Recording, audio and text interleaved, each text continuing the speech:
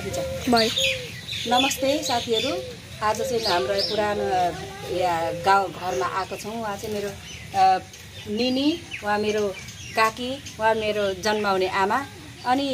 आज चाहिँ यहाँ किन यस्तो सानो भिडियो बनाउन मन लाग्यो भने यहाँ हेर्नु न दसैँको तेस्रो दिन होइन निनी के अरे बाढी आयो चौथो दिन दसैँको चौथो दिन रात तेस्रो दिनको पानीले रातभरि पानी आएर पुरै यता सिमलबाडी हाम्रो सिमलबाडी बेलडाँगी भन्छ माइखोला फुटेर चाहिँ माइखोला चाहिँ बाढी आएछ होइन उहाँहरूको घर चाहिँ अलिक तलतिर भएको हुनाले त्यतातिर बाढी आएछ बाढी आएको हुनाले चाहिँ हाम्रो यतातिर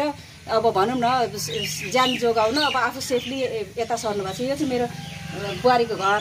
उहाँको छोरीको घर उहाँको भदैनीको घर अनि यहाँ चाहिँ बस्नु भएको छ हाम्रोमा चाहिँ अलिक डाँडा छ त्यति आउँदैन त्यही भएर अनि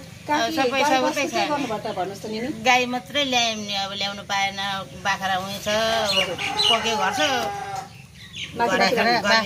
अनि सुँगुर पनि घरभित्रै ल्यायो अरे अनि निनीको चाहिँ उतै छ काकीको चाहिँ काकीको कुखुरा ल्यायो गाई ल्यायो अनि उ ल्याउनु पाएन सुँगुर त ल्याएन खसी बाख्रा ल्याएन उतै छ उतै छ अब त्यो पनि भरे रातभरिमा पानी बढी आयो भने त फेरि त्यो पनि ल्याउनु होला नि त बढ्दैन बिरिङले गर्दा मात्रै डर लाग्यो कि किन उब्रेको छ नि त हजुर यतिखेर पानी दर्केको थियो भने चाहिँ बिजोकै हुन्छ हो अनि पानी रह्यो मतलब अनि काकीको चाहिँ नानी ऊ गाई देखाउ त काकीको चाहिँ ऊ त्यो गाई लिएर आउनु भएछ धेरै जस्तो चाहिँ गाई बाख्रा गोरु चाहिँ सबै छोडेर आउनु भएछ अनि काकी सिमल अनि उता त्यो उताको त अब हुन्छ होला नि त छोडेर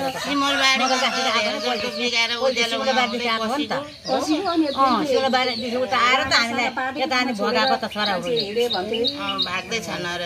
यता भगाएको अनि हामी त आइहाल्यो सार्नै पाएन अनि फेरि यता पनि फेरि लु बिल पनि फुट्यो अरे भनेर अनि हामीमा के गर्ने भने काकी यस्तो रातो रातो आएको छ धेरै नै बिजोग भएछ दादा हामी हुँदा त अनि उल्टी आइसकेको थियो बुटुङ माइखोला